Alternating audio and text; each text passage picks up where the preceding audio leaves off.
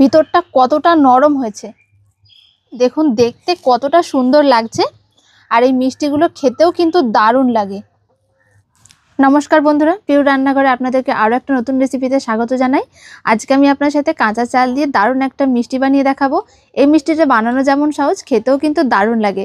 তো বন্ধুরা, পুরো ভিডিওটা দেখতে থাকুন। আশা করছি আজকের ভিডিওটা দেখতে আপনাদের সকলে ভালো লাগবে।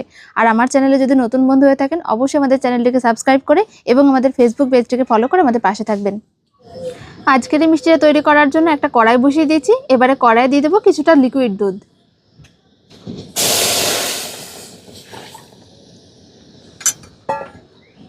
দুধটাকে হালকা ঘন করার জন্য একটুখানি গুঁড়ো দুধ দিয়ে দিচ্ছি। দুধটা যখন হালকা গরম থাকবে সেই সময় গুঁড়ো দুধটা দিয়ে দিতে হবে, তাহলে ভালোভাবে মিশে যাবে। এর সাথে 2-3 চামচ মতন চিনি দিয়ে দিচ্ছি। আর পছন্দ হলে এখানে এলাচও দিতে পারেন, তবে আমি দিচ্ছি না। আর এই দুধটাকে কিছুক্ষণ একটুখানি জাল করে নিয়ে ঘন করে নেব। দুধটা আমি কিছুক্ষণ জাল করে নিয়েছি। আর দেখুন হাফ হয়ে গেছে, আর একটু হালকা ঘন হয়েছে। একেবারে খুব বেশি ঘন করে ফেলা যাবে না। এবারে দুধটাকে নামিয়ে আমি ঢাকা দিয়ে রেখে দেবো, যাতে হালকা গরম থাকে। আর মিষ্টির জন্য একটা ব্যাটার তৈরি করে নেব। মিষ্টিটা বানানোর জন্য একটা মিক্সিং জার নিয়েছি। আর এখানে আমি একটা বাটির 1 বাটি মতন দেখুন আতপ চাল ভিজিয়ে নিয়েছি 1 ঘন্টা মতন। আর এরকমভাবে হাতে করে একটুখানি চাপ দিলেই দেখুন ভেঙে যাচ্ছে। ঠিক এরকমভাবে ভিজিয়ে নিতে হবে। চাল থেকে আমি ভালোভাবে জলটা ঝরিয়ে নিয়েছি।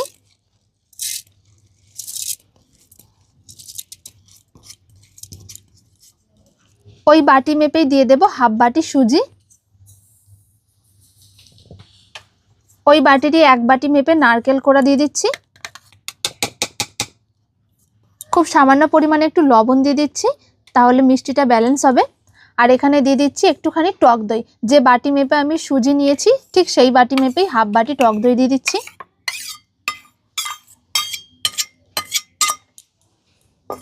এবারে সব কিছু খুব ভালোভাবে ব্লেন্ড করে নেব, তবে কোনো রকম জল দেওয়ার দরকার নেই।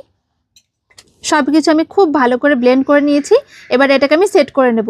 তবে তার আগে একটা কড়াই বসিয়ে দিয়েছি আমি। কড়াইয়ে কিছুটা জল দিয়ে দেব।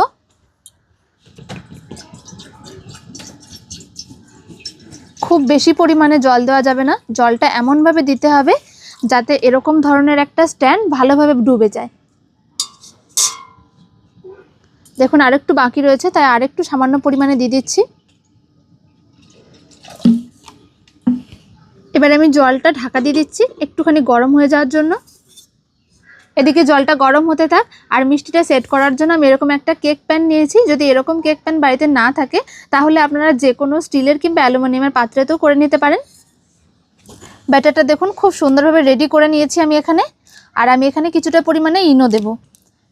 এরকম একটা চামচ নিয়ে নিয়েছি। এই চামচের হাফ চামচ মতন দিয়ে দিচ্ছি।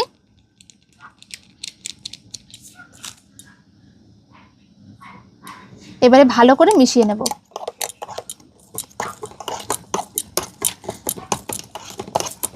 ব্যাটারটা তৈরি করার সময় আমার জলের দরকার হয়নি, যেহেতু দইটার মধ্যে জল ছিল। তবে যদি অসুবিধা হয় একটুখানি জল দিয়ে কিন্তু পেস্টটা তৈরি করে নিতে পারেন। তবে খেয়াল রাখতে হবে যেন খুব বেশি ঘন না হয়। ঠিক এরকম একটু গাঢ় মতন তৈরি হবে, যেরকম আমরা কেকের ব্যাটার তৈরি করি ঠিক সেরকম। ইনোটা দিয়ে আমি খুব ভালো করে মিশিয়ে নিয়েছি। আর আমি এখানে যে কেক টিনটা নিয়েছিলাম তার মধ্যে একটুখানি সাদা তেল ভালো করে ব্রাশ করে দেব, যাতে মিষ্টিটা ভালো মতন উঠে আসে। ভালো করে তেলটা ব্রাশ করে নিয়েছি। এবারে ব্যাটারটা ঢেলে দিচ্ছি।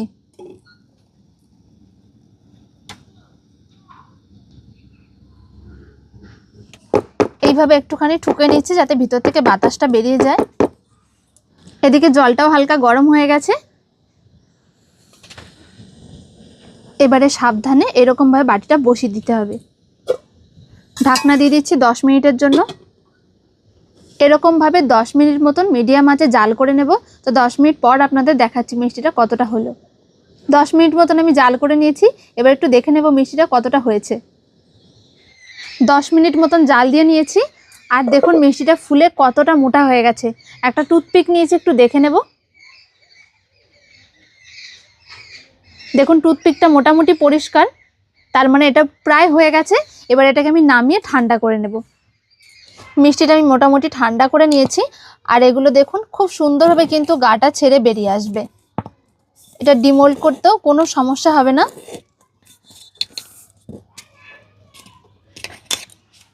আর একদম কেকের মতন ফুলে উঠেছে। আমি এই থালাটার ওপরে তুলে নেব।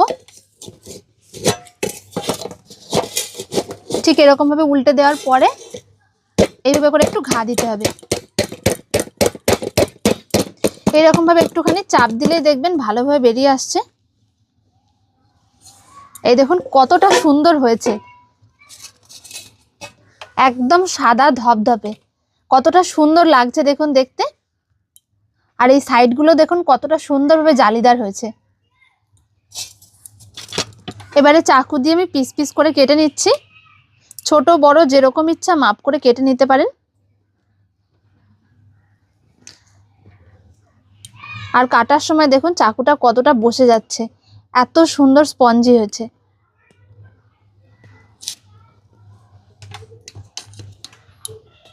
এরকম ছোট ছোট করে পিস করে কেটে নিচ্ছি।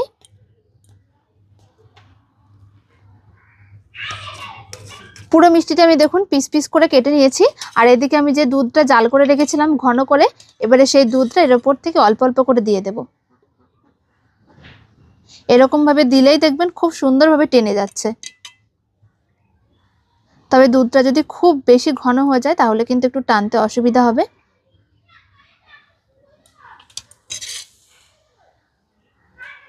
দুধটা দেওয়ার পরে এর ওপর দিয়ে একটু নারকেল কোড়া দিয়ে দিচ্ছি, দেখতেও সুন্দর লাগবে।